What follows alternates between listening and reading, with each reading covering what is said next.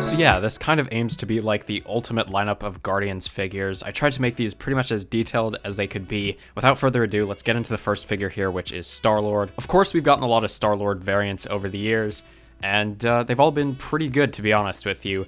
Although I think taking some of the elements and combining them definitely looks pretty good. And so starting off here, of course, with Star-Lord, I've taken the figure that we've gotten in the new Benatar set, and basically just replace the legs. Well, I do think the dual molded legs that he comes with are actually quite nice.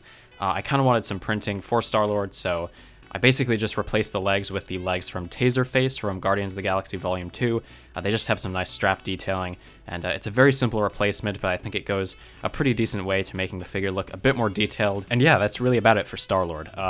I mean, I guess the new hairpiece goes a pretty long way to making Star-Lord look a bit more like, or I guess the minifigure look a bit more like Chris Pratt. And I also obviously like what they did with the new silver blasters that he has. I think that's a really nice recolor. And so yeah, this figure overall is really solid. It's just a very small change, but I think it makes a fairly decent difference. And yeah, it looks pretty good. Next up, we have Gamora, which is essentially just the Infinity War variation of this character.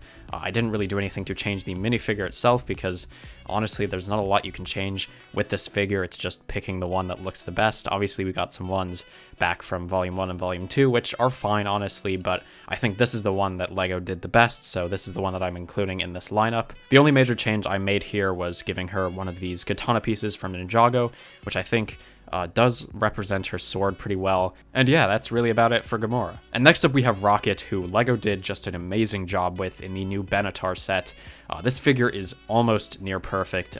It's great that they finally remolded Rocket's head. It was actually something I didn't even notice at first until I actually got the set in hand. But yeah, they remolded Rocket's head, so it's no longer kind of this molded piece with his like shoulder armor molded onto his head, which is just a great change in my opinion. On top of that, they also changed the color of Rocket himself from sort of a dark bluish gray color to this, I believe it's reddish brown. I might be wrong about that, but I think it's reddish brown. And yeah, it's a great color change. It's finally just so much more accurate, and so that's really exciting. And as I said, they did do a really amazing job, although I do think there are a couple things you could do to improve it. And it's pretty straightforward. All I've really done here is taken one of these red scarf pieces and essentially just reversed it and put it onto Rocket. And so it sort of gives him that sort of scarf piece that he has in Endgame. And you can actually see even on him, he has printing for sort of the scarf below his neck, or I guess technically on his neck. But yeah, he has printing there that sort of represents the scarf, but this just makes it a bit more of a 3D element onto his character, I guess. And it looks pretty good. Again, really the only major change. I did give him 2 of these pistols, which I think looks good and it makes sense given the reference image of his character. And yeah, that's pretty much Rocket. So following Rocket, we have Groot, who was also introduced in a new color in the Benatar set, and so now it's in a dark tan color as opposed to the reddish brown color that he originally was in the Infinity War sets.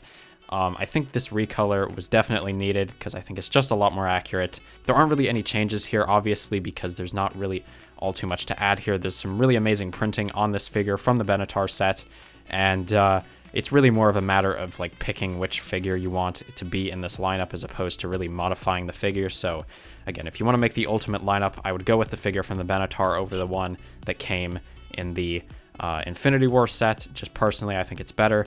But yeah, the printing's really amazing. It's a really solid Groot figure. And yeah, that's about it for Groot. Up fifth, we have Drax, who is a very limited release character. He was only ever made in 2 sets, I believe. And so he's kind of a hard character to get today, although I'm going to be using the one from the 2017 Volume 2 sets because I think it just looks a bit nicer than the original printed one. As far as added details, I've given him a black utility belt to add a bit more detail to the character. Obviously, there's not really much room to add like arm printing or anything because he actually already has some. It's already really nicely done, so other than the utility belt, there's not really much more here. Obviously, he has his knives and some really great printing on his head. So yeah, this is the figure I choose to put out of the 2 Draxes with this modification. And last up, we have Mantis. And to be honest, you can really use either one that was made, either the one from Guardians Volume 2 or the one that's going to be coming out in the Benatar. I'm just going to use the one from the Benatar because I do think the printing is slightly better. Honestly, it's such a small difference. But yeah, I'm going to use the Benatar one. And yeah, for the legs, I've just swapped out these legs. These are the legs from Wild Style, I believe, from the Lego Movie 2. So they've got nice dual molding, and they do have some good printing, as well as actually side leg printing here, which I think really works quite well. And yeah, so add those legs. and overall looks pretty good. You could potentially replace the face if you want to. I'm gonna stick with the same one because I think it looks fine. So yeah, that's gonna do it for the lineup of Guardians figures. This is sort of my take on like the ultimate lineup of Guardians figures, taking elements from different years of Guardians figures that we've gotten and trying to like combine them in a way that makes it kind of the best lineup of them all. Obviously, it's kind of subjective, and I'm sure there's probably some things you could do to make these figures even better. If you guys do have suggestions, of course, leave those in the comments, and maybe I'll do a follow-up video to this, trying to make an even better lineup. But yeah, of course, if you guys did enjoy this video, make sure to subscribe to my channel, like the video if you guys enjoyed it, and I'll see you guys all in the next video. Goodbye.